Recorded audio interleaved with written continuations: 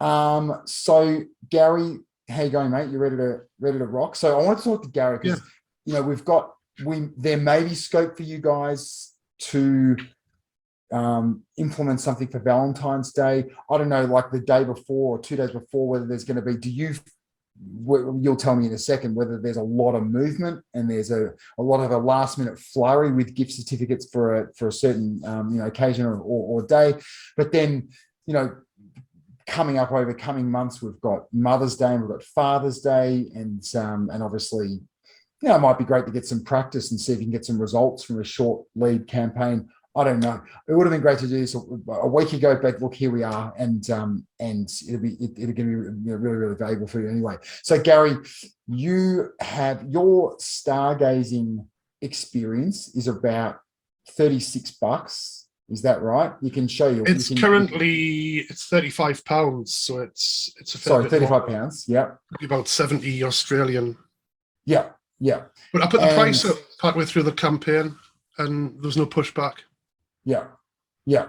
So it is so how many people can you realistically serve on one night, like a really midweek or weekend? Like how many people can you run through that experience in a night?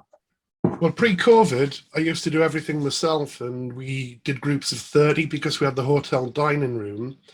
And now we have a different room in the hotel, so I limit it to 20, but in actuality, we sell 22.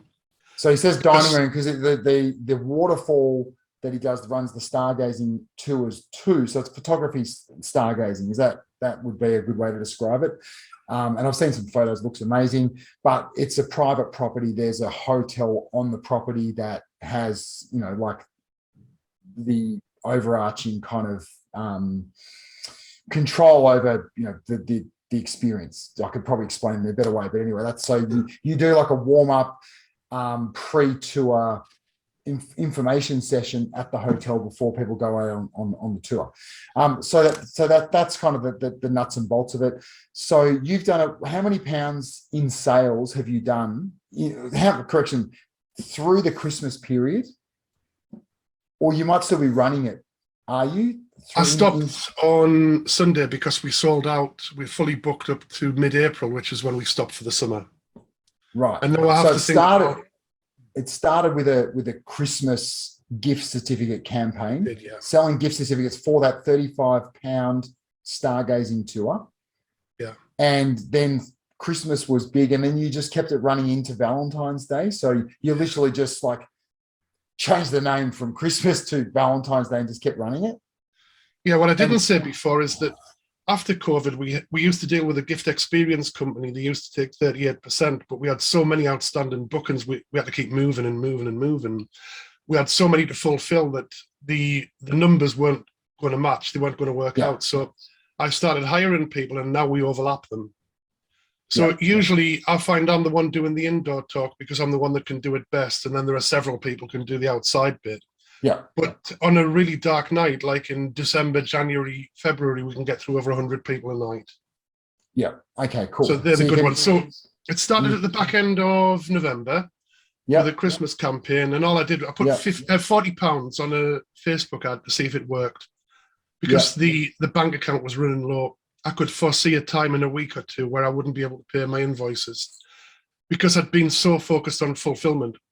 Yeah, we got something like 2,000 people through last autumn and early winter. All of these people had been rescheduled, but of course already had the money for that, so it was all outgoings all the time.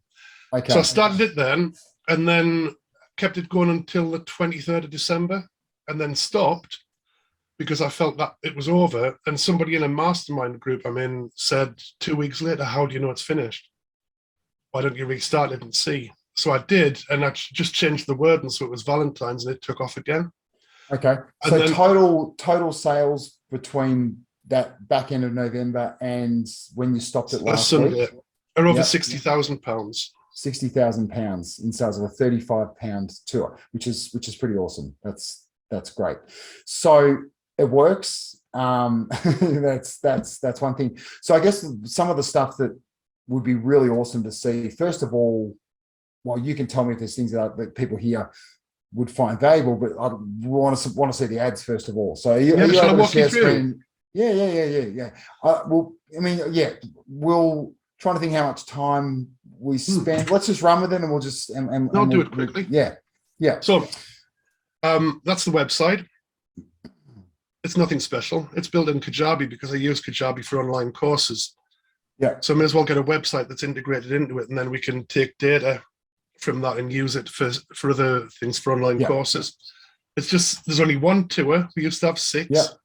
And now you come here, there are online courses occasionally, but that is it. Yeah. Links for social proof, and that's it. That's the end of the website. But I did some Facebook ads, but they were all based on boosted posts. So I used boosted posts extensively because they do work. If anybody tells you they don't believe them. You know, when you know your audience. Yeah. And I created some actual ads, but used the boosted post as the basis of the ad, which you can do on Facebook. So it's an ad that you created, but it's literally just you've just boosted the post rather than actually running an ad campaign. Okay. So we have the same thing, because when you boost a post for whatever reason, the first time you boost it, Facebook lets you optimize for website visitors, and then from that point on, if you reboost the same post, it doesn't. So I've had to put the same post in a few times. That was the last one. Give them the stars this Christmas, and most of this was just copy. It's still there. Go and look for it. Star Safari is on Facebook.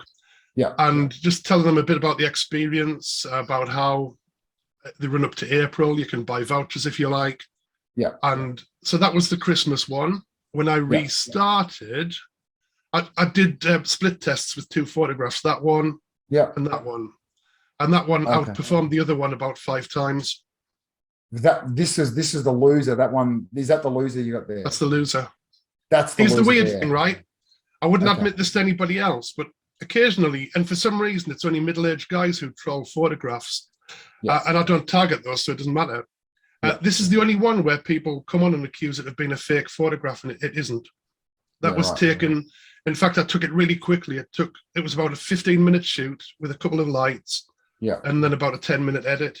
Whereas this, I took that without any lighting 2 years before that, and I missed a setting on my camera and the sky messed up. That's a sky replacement there, but everybody accepts that as being genuine, which is weird. But there you go. There you go. So the copy. So did you play around with the copy at all, or it's like the formula for the copy is So he was when I restarted. Yeah. There wasn't that much change in the copy. Okay. And so that's the Valentine's Day campaign. Yeah, it's available for Valentine's weekend and beyond, because I didn't want to exclude anybody. And actually, people read it as a Valentine's campaign because there are comments there from groups of women saying, well, you know, tagging the friends saying we don't have dates, but we don't need them. Let's go together. That kind of thing.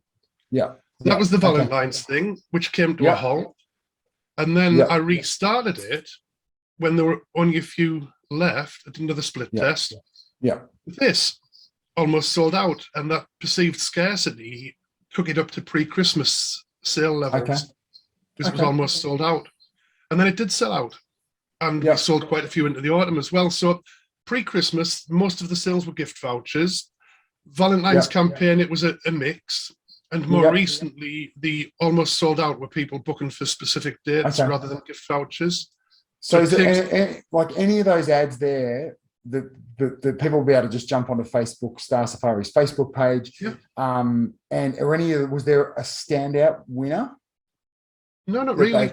That image, but the copy, no, it's you know what? I've had a chat with somebody in a group recently, and we think that the image is the important bit. That as long as you don't mess it up, it doesn't matter what you write, as long as it explains the thing, sells it a little bit. But people are drawn in by the image, and they have to imagine themselves being there, and that's what it does. That's interesting. Well, that's a photograph from the point of view of somebody standing on the platform at the waterfall, which is exactly where they would be looking. Okay. So you got your ad, you got your copy, you've got your winning image, targeting. So obviously the next thing is targeting. So who'd you serve the ad up to? Okay. And because obviously everyone's going to be different here, but some tips or do's and don'ts from a targeting perspective. I was told, I'd assumed, but also had a discussion with somebody who'd made the same assumption, that the best people for this were women, 35 to 55. And they're right, that is a good group for stargazing and for experiences. Yeah. But actually, I broadened it to 65 plus and did just as well. And I think you might remember this, Josh, a while ago, I ran out of steam completely and lowered it to 21 because the people who were throwing caution to the wind when Omicron variant came out and everything like that were the younger people who weren't even wearing masks a lot of the time. Yeah, so exactly. So they were the braver ones, and they were willing to get out there, and so they when things went cold, a little colder, you just changed the age range down to 21, and people started buying again. And then Facebook started making suggestions for audiences, and it suggested that I target men and women, but who shopped at certain mid-range to upmarket online shops, which makes a lot of sense. If you get people with a track record of buying online and people who have the money to spend at the likes of Marks and Spencer and Debenhams in the UK, that makes sense. But I tried it with both men and women, and it was the women by far that outperformed. So I briefly targeted men last minute for Christmas gifts, and they just weren't interested. I got more trolling than anything else. It's women. So you reckon a woman's going to buy like a Valentine's gift or a Christmas gift because they want to actually do something meaningful with their partner, rather than a man who's just going to buy like a piece of jewelry or a vase or something? You know what I mean? So targeting women, you think has been more. I found a way, because what happens is men, for whatever reason, only a few of them buy. But what happens is that women will buy for them and the partner. Women will tag the partner and say, "Can we go on this, please?" Women will tag the partner. Women will tag their female friends and go as a group of friends. And women will also take their family, book for their family. But by far and away, it was couples and groups of female friends. The very rare occasion where it was male friends, it was never more than 2. And these weren't gay couples, but they were. Gay couples fell in there somewhere, but it's a tricky one to target, and I wouldn't want to. They'll see it if they see it. So you reckon you could implement the same thing, like for an Easter school holiday campaign, targeting women, booking things as a family to entertain the kids through the holidays, as an example. I'm just trying to think of different sort of key times throughout the year. Not with us. No, not with you, but for no events, other, but Easter, yeah. Okay, because I'm looking around in the room here, and what are your thoughts? I mean, it's very hard for you to say because obviously you've got your head in one particular type of tour experience, but Colin runs some really, really unique cultural experiences in Kenya. Sandra runs some and has just in the process of launching like a super cool Secrets of Manhattan, like behind the scenes, great food and wine, dining and those sort of things, which obviously would be a really great, I would think, a great Valentine's, experience as well. Have you got any thoughts on the sort of stuff that you think would work, or is it, or? Well, it has to be something that captures people's imagination. And I don't know if women have more imagination than men. I don't know what it is, but I would target women because you'll torture yourself at times thinking, right, I'm missing the men who are imaginative and romantic, but that's okay. The partners will tag them. You'll miss male gay couples, unfortunately, but there's no way of targeting that. So you've got to just say women. Try women. I might be wrong for your market, but try it, because I come back to it time and time again. And women are very good at tagging things and sharing things too. So I think it's hands down a winner. And I wouldn't worry too much about age, because I tend to put 21 to 65 plus now, and the Facebook algorithm takes care of the rest after a week or two. So that's the other thing as well. It does take the algorithms, 7 to 10 days or 14 days to actually start, dialing it in. So you need to leave them to run. So that may prove problematic to do a short lead. I mean, what are we up to now? It's 4 days until Valentine's Day. So the other thing I wanted to ask you, as far as targeting goes, geographically. So how far? Tell me about that. Like, where are you actually targeting? Facebook suggested a 45 kilometer range, which I ran with it sometimes, but I found 80 kilometer range, which is the maximum, performed just as well. Okay. I see that point, but people, I have a track record of people traveling in for this because a lot of the experience vouchers that were sold were for London, the South Coast. You still travel. Yeah. Okay. So that's cool. You tell me if there's anything I'm missing here. I'm just trying to think about the process. So obviously you've just got a simple boosted post. You've done a bit of testing with a bit of copy, with a few images. You've got it out there. You've got your targeting, pretty simple targeting, women, age range, geographically. You can obviously let Facebook serve up some suggestions, for you as well. But then ultimately you're serving it up and people are pulling the trigger and they're buying. And so what happens next? So how do you create a landing page? I've had somebody recently say you should remove the header. They're possibly right because it takes up real estate on the page, but you know what? It worked. Maybe it would have worked better without the header. I don't know.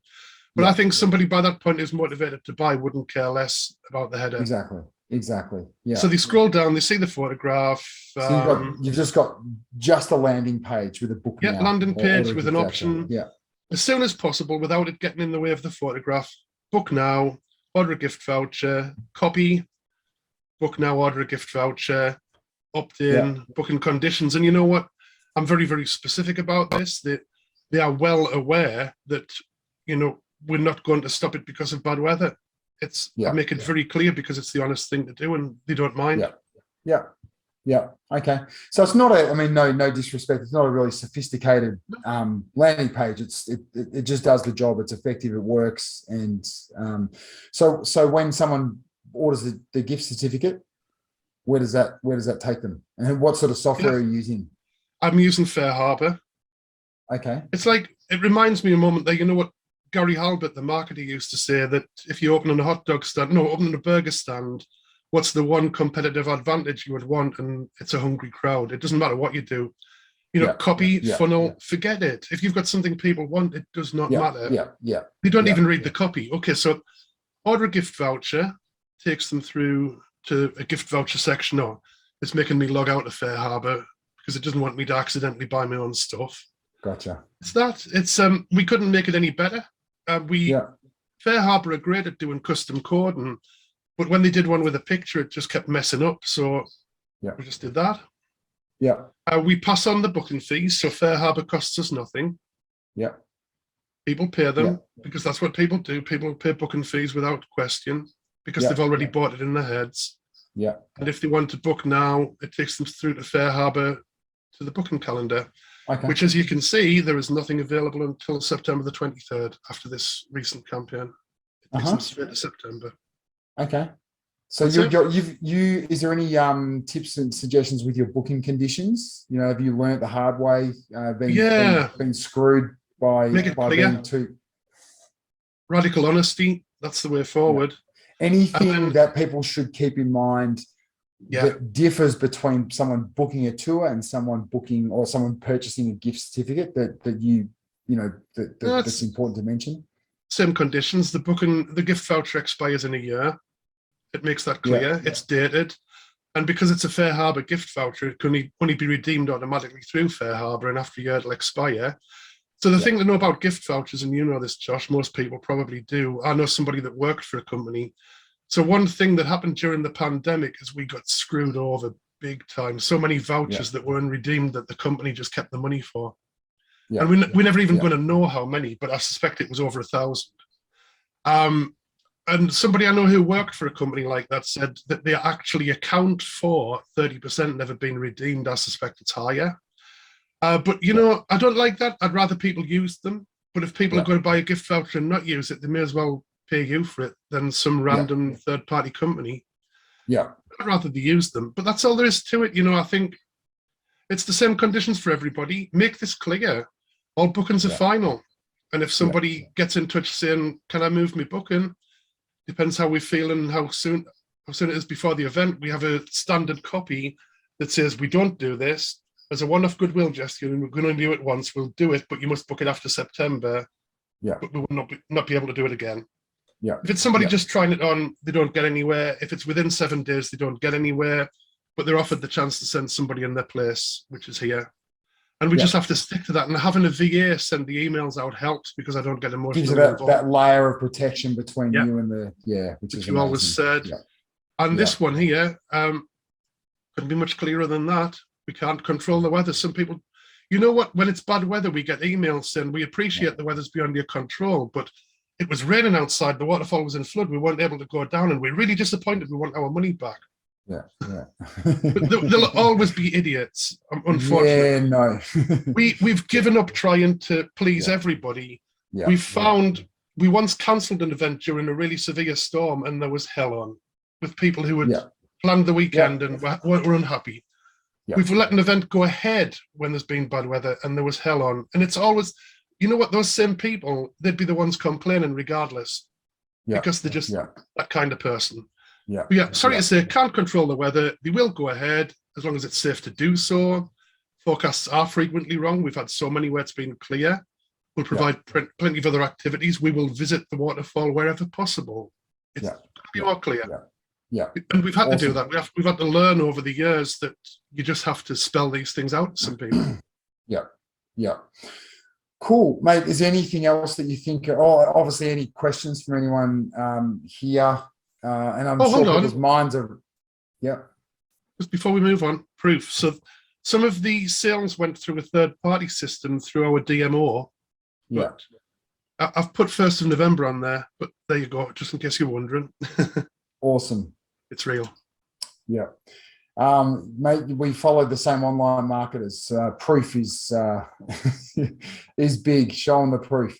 That's great. Anyone got any questions for Gary about any of that? I think that a lot of you, as I was saying, your minds will be racing. Like, how can I implement this into my business? Charisma, it's an obvious, logical one for you running, with your hikes, private couples hikes, obviously women,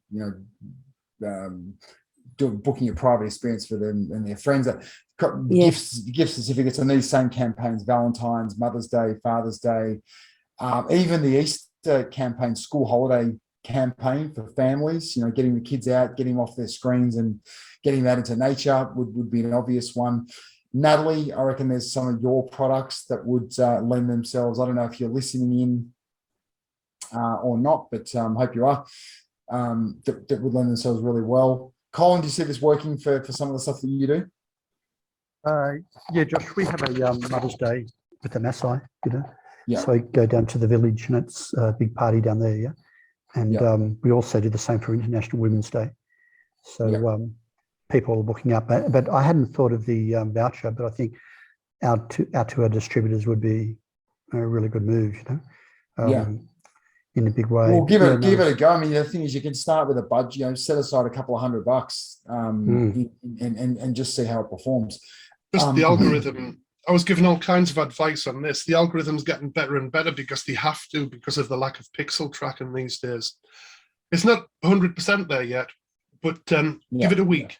You must give it a week. And the only other thing is to bear in mind, what people say is you can up your budget about 20 to 30% every 2 to 3 days. Otherwise, you'll mess with the algorithm. That's what I was sticking to. Yeah, I was always like $10 every couple of days when you're upping your budget. That shouldn't impact the algorithm, because if you knock it out, then it takes you're just back to square one. It takes another 7 to 10 days. And Gary, could I just ask, of your total clientele, what percentage are women? Most. So this is something else I forgot to say. When you go to the Facebook page, any of you, read the comments, because you'll learn so much about the target market from reading the comments. Look at the shares, but the comments, I was mostly targeting women, so of course it would be, but of course these were getting shared and some men were seeing them.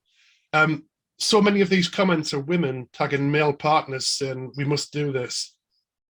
So that's how the men get involved, the women tag them, but most of the customers were women. I haven't been able to do a breakdown. It's a tricky thing to do on Fair Harbor, but my guess would be, but the thing is, it's probably about 70%, but then again, remember that some of those 30%, a lot of them are men who've been asked and told to book by women. Yeah. So who really was the customer? Yeah. Hey, Gary, here's another one for you, and you may not know, but, and, you know, and we've talked about some more high ticket things. What are your thoughts about like a multi-day operator selling a $7,000 gift certificate? Like, have you got some thoughts about that? I mean, obviously your targeting needs to be really dialed in. You've got to be hitting people and serving your ads up to a certain type of person with a certain, net worth or you know what I mean? So, which of course you can't target in Facebook by income, but you can target other things that lead you to assuming you're targeting people that, you know, have the financial needs. So, you know what I mean? Like, because, yeah. So is it something that you think that would be, with a high ticket experience, people like to ask a few questions and they like to, you know, like the way I sell my high ticket is on a call, you know, but I'm about 1 million times more likely to get someone to part with $5,000 on a call than, you know, with an email. So most of you are probably comfortable with the idea there's more than one kind of average. You know, there's mean, median, and mode. Mean doesn't tell you much. Mean will tell me it's 2 point something people per transaction. But the mode, you know, like 90% plus of transactions are 2 people for me. So, and I'm telling you that because 2 people, £70, and they bought straight from a Facebook ad. So I know £70 is not a problem. There's pretty much zero pushback. About 1 comment in 100 is, wow, that's expensive. But then again, they were saying that when it was £20. It's the same people, like the complaints. But if I was selling something much more high ticket, I'd be putting more steps in the process. I think there'd be possibly a lead magnet, maybe a webinar, and just to capture details first, because if I was selling, some people might buy $7,000 straight off an ad, but not many. It may pay for itself. But in the meantime, I'm losing so many other people who thought about it, and then forgot about it, or decided no, that I could capture their email address and bring them into my world somehow. Yeah, that was my thought. That was my thought as well. Awesome. Is there anything about the process that I kind of missed? Anything that's in that will be well, actually, you know, to what price point do you think that people, in your experience, which you haven't had experience selling a more expensive product, but have you studied it? Have you got anecdotal about a certain price point that people are willing to part with, you know, pull the trigger on for a gift certificate? Is it $100, $500? Like, is it? I'm going to put my price up and see what happens. I'm going to try £40, but I don't know about that. But let me share you something briefly. When I was shopping around for booking systems, I spoke to Peak, I spoke to Fair Harbor. I tried Peak, then I moved to Fair Harbor, and there was a third-party booking system I'd never heard of before. It was a tech startup. And the call was actually with the MD of the company who developed it. And my attitude at the time was, you know, Peak and Fair Harbor were saying, well, it's free. The customer pays for it 6%.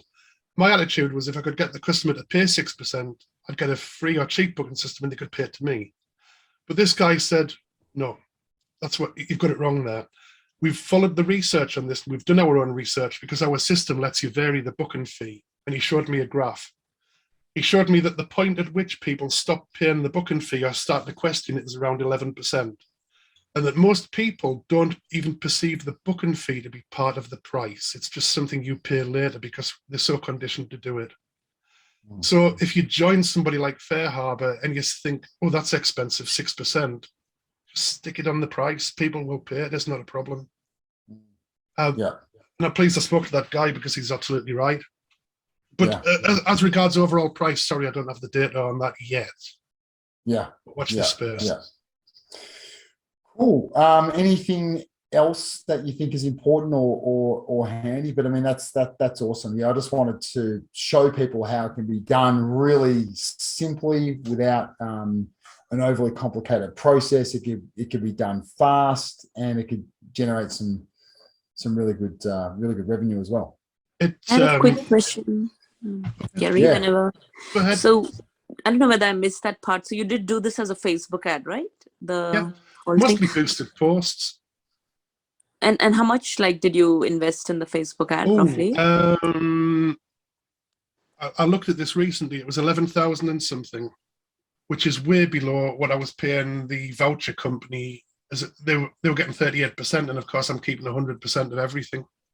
Yeah. So you ran 11 grand in ads for a 61,000. 6162. Yeah. Yeah. Which is awesome. How long did you run the ads for? Throughout the campaign. So first campaign was something like about the 23rd, 24th of November through to December the 23rd. And then there was a 2-week break, and then I picked it up again. It only stopped last Sunday. But of course, the thing is, so we were saying about the high ticket thing where you collect names. That can be expensive, and you have no proof of concept until you start trying to sell to them. But if you're selling something that people will buy straight from an ad, your ads are being paid all the time, because there's only something like, I mean, PayPal disbursements are instant. Stripe disbursements take about 3 or 4 days, but before the Facebook bill comes in, it's being paid. So you just notice your bank account goes way up, comes down a bit, up, down, up, down, up, down, up, down. That's okay. It's fine. You're financing it. Yeah. And did you get all the like content and everything done through a company, yeah, for the Facebook ad, or did you do it yourself? No, I just did it. I've tried copywriters from Upwork, and to be honest, I may use them in the future if I'm doing really long form copy and getting it tidied up. Yeah. But I don't think anybody reads long form copy. Yeah. I don't. Yeah. Even if I'm buying like a $2,000 course, I'll skip down the headings. You know. If you missed the first part of the call, Karishma, just jump back and listen to the recording as well. We talked about the ads and the different copy and a little bit of testing, the importance of the right image, and I was reading your copy as well, Gary. Sort of like a bit of a formula, similar. The different versions will very like relatively similar. There's key information that you've got in there, and you can sort of follow that as a structure for a simple boosted post. I think nobody knows your business like you do. So I found the copywriting that I had done on Upwork, they just missed the mark completely or partly, and I could do better even if it wasn't perfect. Yeah. What about the target audience though? Because sometimes I do struggle with that. You know how you choose the target audience, and there's all different things in terms of industries and all of that. Was that? You might have missed us talking about this, did you? Yeah, we just covered all of this. Yeah. Okay. Yeah. Go and check the recording out. Yeah, I'll do that. Yeah. Yeah, Gary, is there anything else that you think would be useful? I think that pretty much covers it all. Okay, I just wanted to say that seeing your website and that it really is quite an attractive one, and some great photos you got on there. I also like that it's so simple. It's inviting in the sense that it's really simple. Whereas often you get websites that have got so much stuff on it that it's just a bit of an overwhelm. But yours is really bite-sized, which is a great way to get people onto it. It works. I just saw Sandra's comment. Yeah, I did the ads myself. There's no need. I mean, boosted posts are just dead easy. And you don't need to do anything near as much as you think in terms of targeting, because the Facebook algorithm does it for you. They really are on your side. They don't want you to blow your money and then never come back. But it can go wrong. And times when it will go wrong is when if you think, wow, this is working really well, it's on $100 a day, I'll put $1,000 a day on it, and suddenly everything breaks down after about 24 hours. My best advice would be pick a budget, a daily budget you can afford. You could technically afford to lose if the worst happened, but also you could sustain for at least 7 days and see what happens. And because you could put, say, $5 a day on and see what happens, but then it's going to be difficult to increase that to anything meaningful. So I would start, like the third campaign, I started with £100 a day, and I just moved it up very slightly. I didn't want to break it. Because if I'd suddenly said, right, well, this is working really well, I'm 5xing my return on the ads, let's put up £500 a day on it, would have broke it, probably.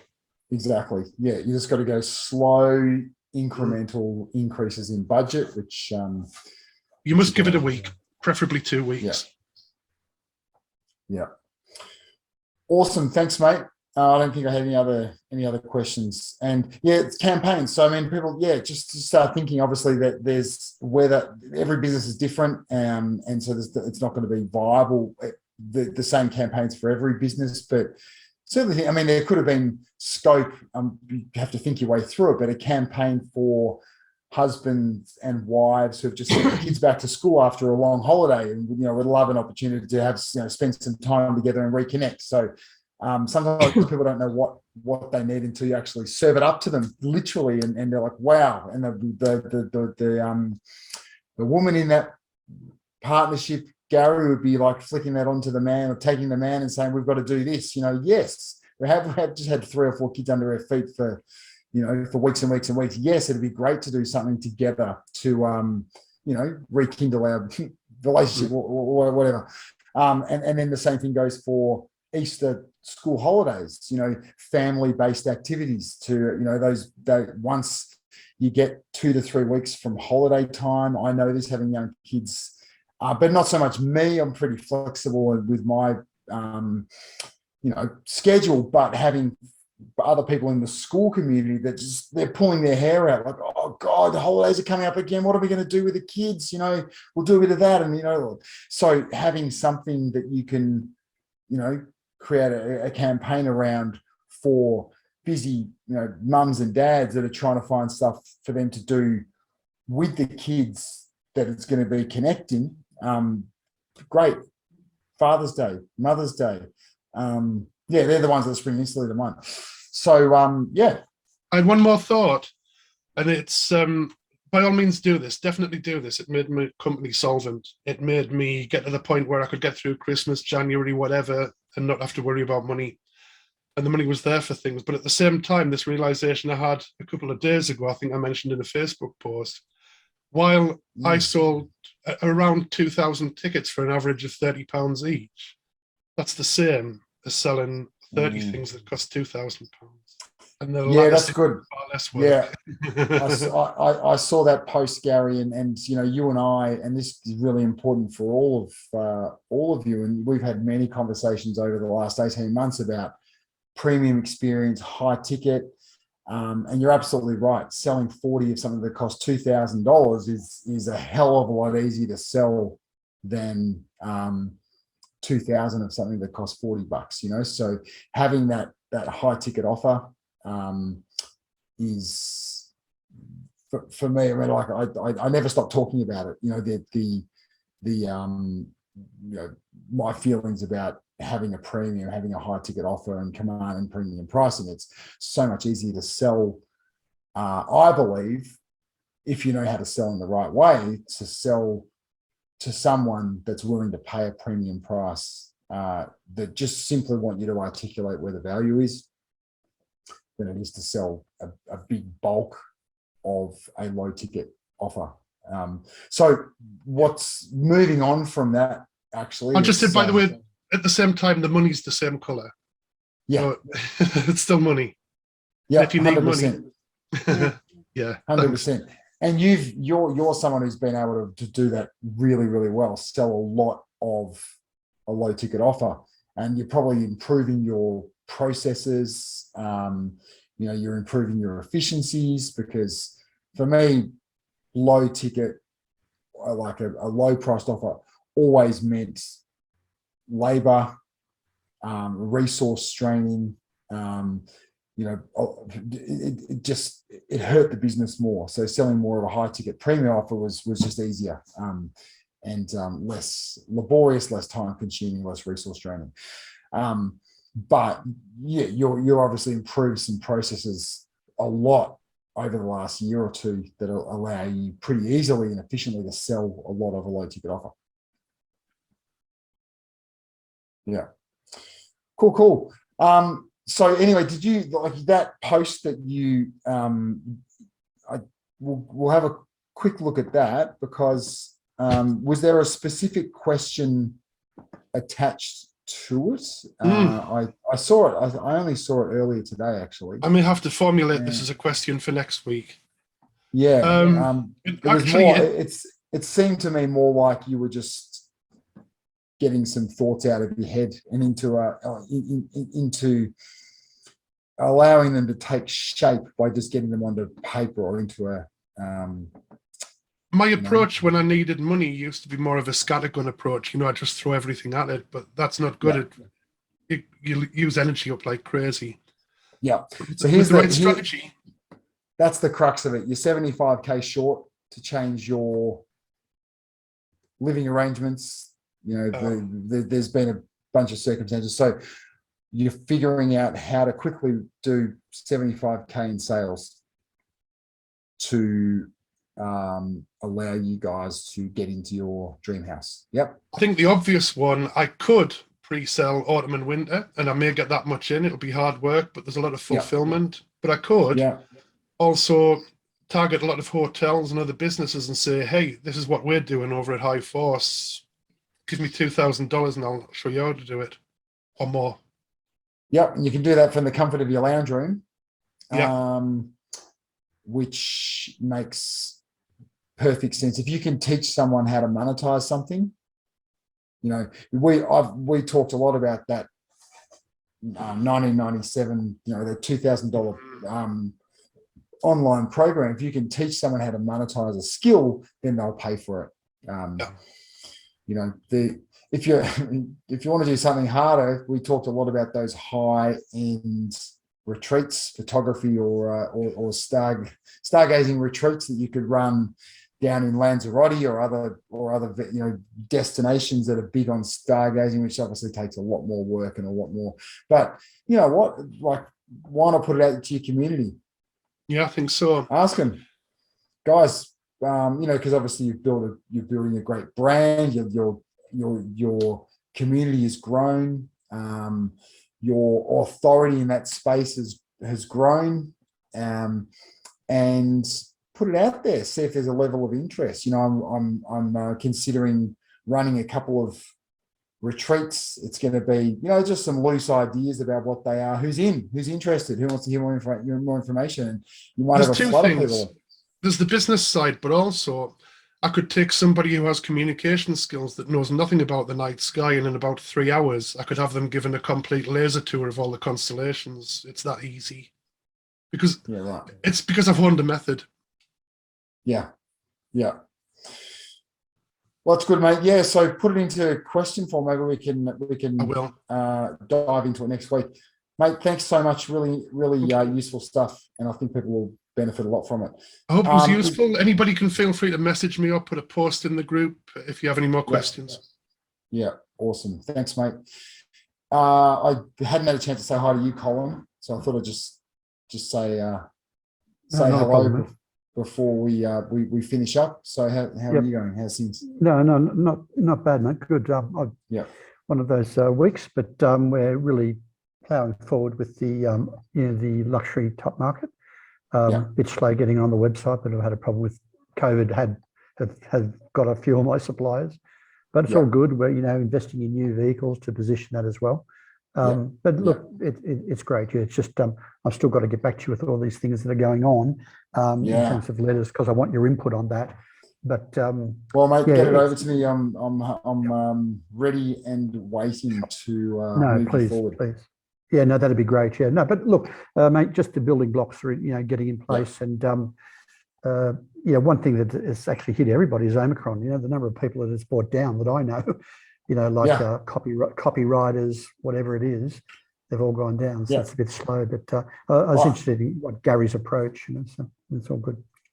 Yeah, it's sort of almost run its course over here. I reckon 80% of people I know have gone down with it in the last couple of months. Yeah. I mean, horrible. Anyway. Yeah. But no, look, it's all good. It's just come up. Well, I don't know about you guys, but I'm in this twilight zone. You know, we're getting ready. It's almost, you know, aim when it's going to fire. You know, and but exactly, it's coming. Like, this is everything at the moment is looking really, really positive. Like globally, really, really positive. For a big year, unless there's something else, another curveball that gets served up. But and look, but I was actually interested in, like Gary, when he's talking about, you know, like 90% of travelers have to be women, you know, because the majority of our clientele are women. And you know, I can always remember I had a group, it's a female traveling group, and they were, you know, pretty elderly. And I thought their husbands were dead, but they just said to me, no, they didn't want to come. You know, so, and that's pretty typical. I think they had a better time without them. You know, But yeah, the majority of our clients, are women, and always will be. I think that's what happens with the demographic.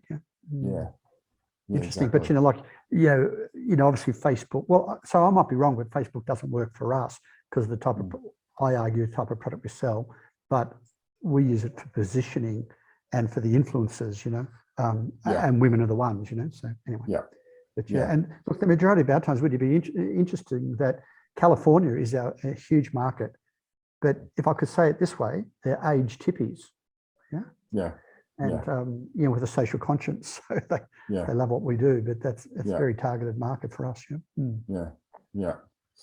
Well, hopefully everything's going to really come together and the stars are going to align over the next couple of months, and the confidence is up, and we're going to see a lot of people pulling the trigger, and that's that wave of demand that we're anticipating is we're going to see it.